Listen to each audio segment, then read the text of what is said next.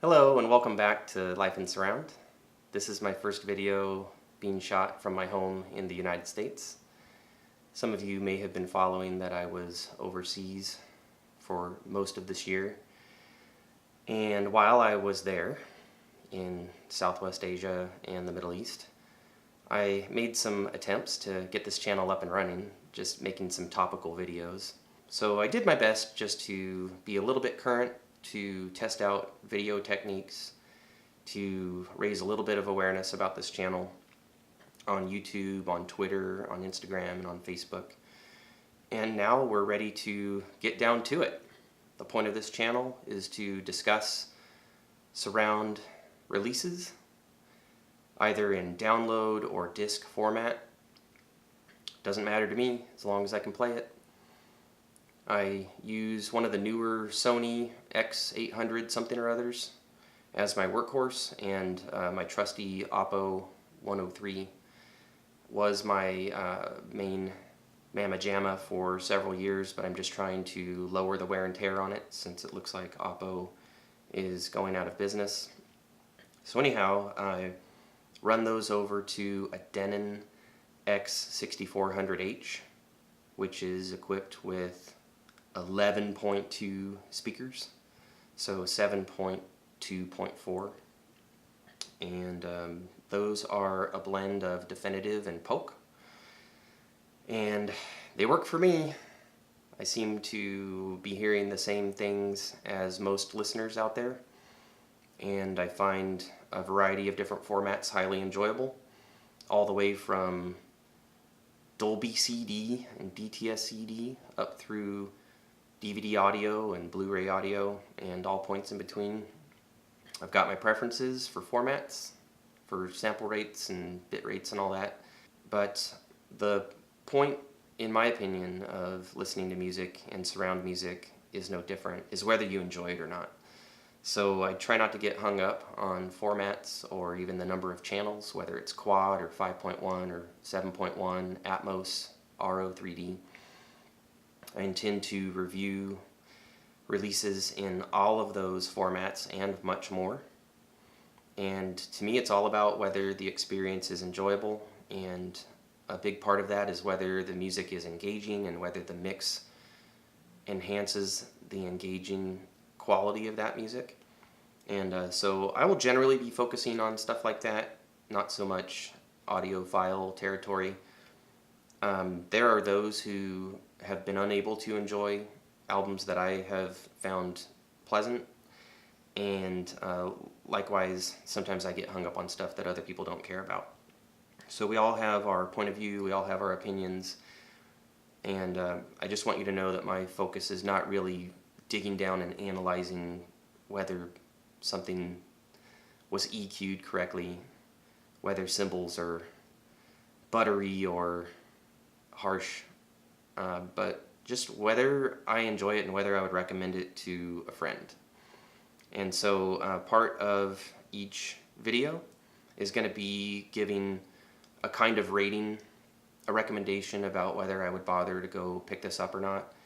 And then I'll actually be logging into my favorite website on the internet, quadrophonic.com, and I'll either be placing my first vote for a particular release, changing my vote, which is now possible, or confirming an older vote.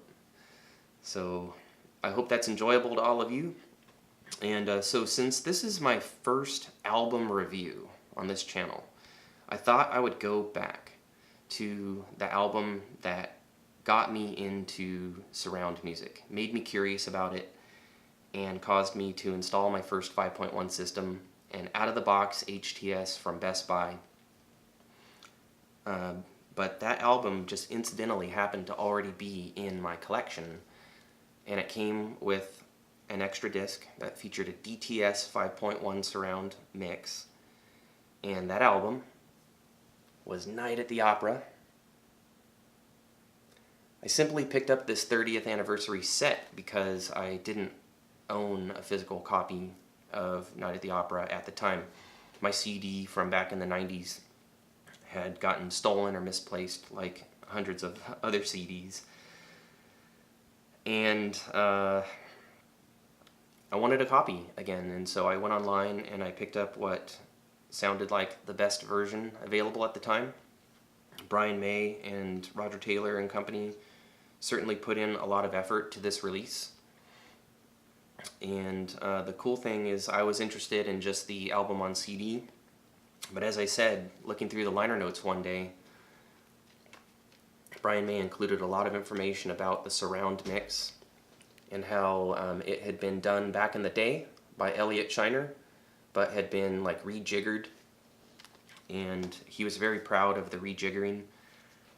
And so anyway, just the discussion in general about this album being presented to you in surround really intrigued me, because as many of you know, this album, like many Queen albums, is deeply layered, has parts coming and going, and I could just imagine that if the panning in surround of Queen's famous stacked choral vocals and Brian May's crazy overdubs of his signature guitar sound, as well as other sound effects, I thought that one of the already most compelling, astounding, and amazing albums of all time could maybe reach mind-blowing heights. And so I was intrigued. I placed an order for all the things I thought would get the job done: an out-of-the-box HTS, some speaker brackets, some cable. And I was just coming home from overseas again at that time.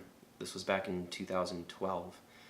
And I knew that I would need some projects to keep my mind occupied as I transitioned from military to civilian life. And so many a morning, while the family was sleeping, I wired up a room for surround sound, and finally got a Blu-ray player in place, and fired up Night at the Opera DTS DVD for the first time. And I didn't even have all the surround settings correct. I was running some processing that really kind of clouded the issue. And so, you know, a Blu-ray player accessing just the DTS layer, speaker placements non-ideal in a room that, you know, was not acoustically treated, through a receiver that couldn't apply any correction or offer any help in that regard, manually setting the speaker distances and just doing the best I could. This freaking bonus DVD like blew my mind. It delivered. And so what you get in the Night at the Opera mix is the main components of the band predominantly up front. So the drums are mostly sweeping in front of you. You do get some cymbals appearing in the surrounds. You do have some of the instruments jump out into the room in 2D, but the drums don't necessarily wrap around you. They're just not necessarily stapled to the front wall. But you also have piano predominantly up and to your left, and you have the main rhythm guitars situated a blend of left and right up front, but favoring the right to share the weight with the piano.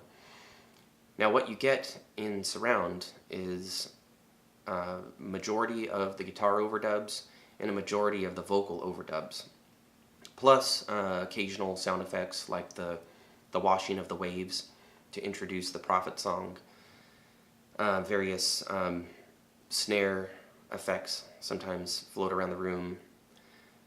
The main vocal is also dead center with the snare and the kick drum and the main bass frequencies. But anything in this mix is liable to go sailing around the room at certain points. But it's mainly the main rock band component up front and overdubs in your surrounds, and sometimes starting in a front speaker and going to a rear speaker and then the other, and then in kind of a quad motion around you. So I think that's a very effective way to have mixed this album. and it is an approach that has been utilized by many mixing engineers in the ensuing years. Elliot Scheiner, who did the first mix of this album in surround,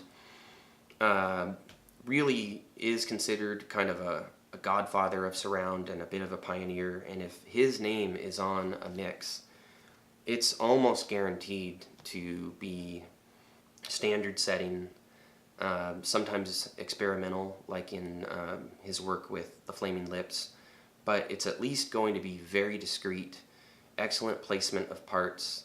It's not going to feel like big stereo or like the surround experience is barely noticeable.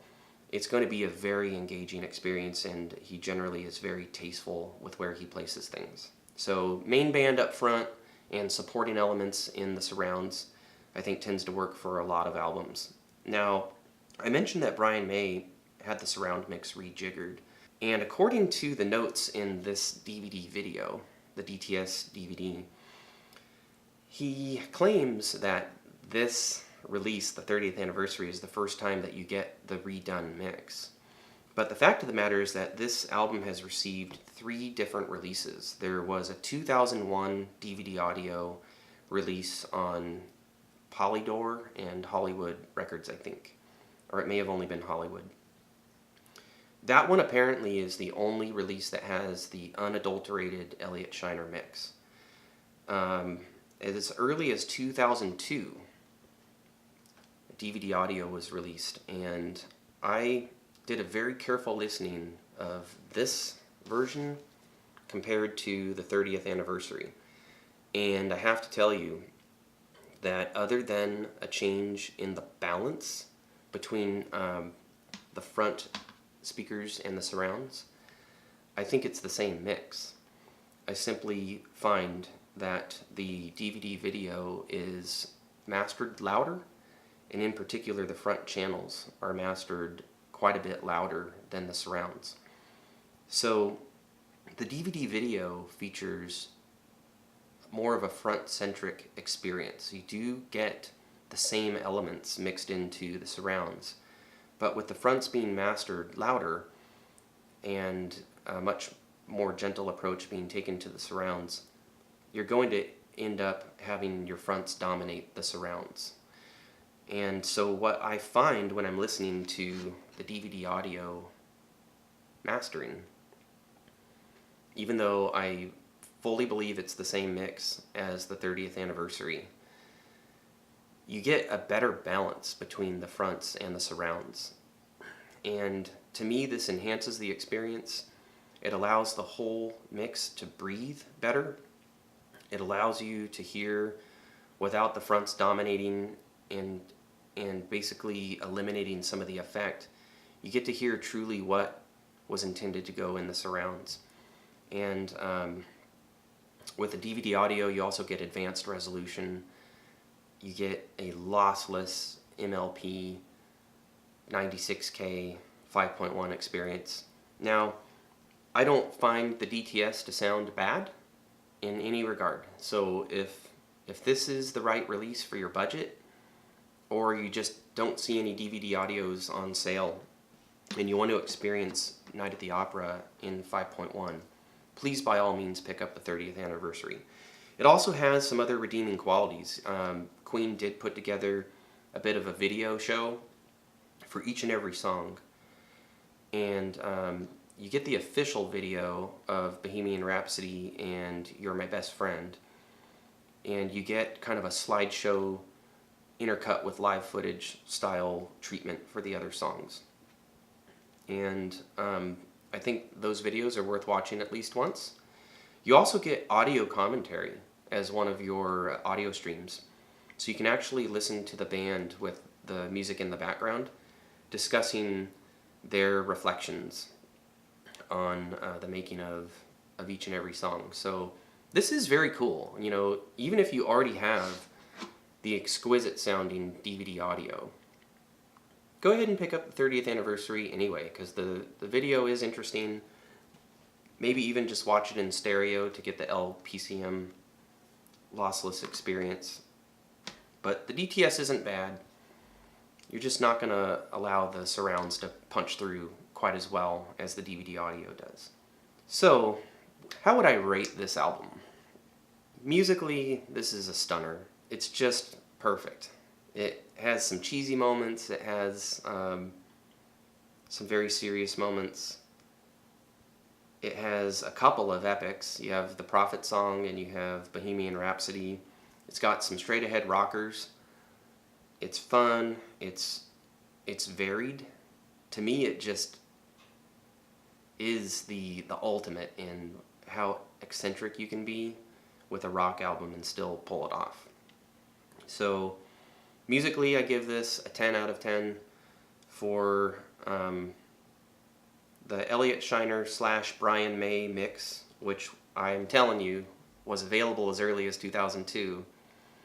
I give that mix also a 10 out of 10. It's engaging, it's fun. Just the right stuff is swirling around the room, and just the right stuff is discreetly placed where I feel it's most effective. And in terms of sonics, you know, it is a 1970s recording, but some music recorded back then was just superb. You had awesome engineers in control of adequate equipment that really, you know, captured what needed to be captured. So I really don't find any fault with the sound of this album either. So to me, this album is very clearly just a solid 10 out of 10 in all regards. And so what I'm going to do at this time is I'm going to go online to quadraphonicquad.com, and you'll see that there are polls of favorite albums. Can you see that? And I have never voted for this, and so I'm going to vote 10 a classic must-have. I'm going to cast my vote.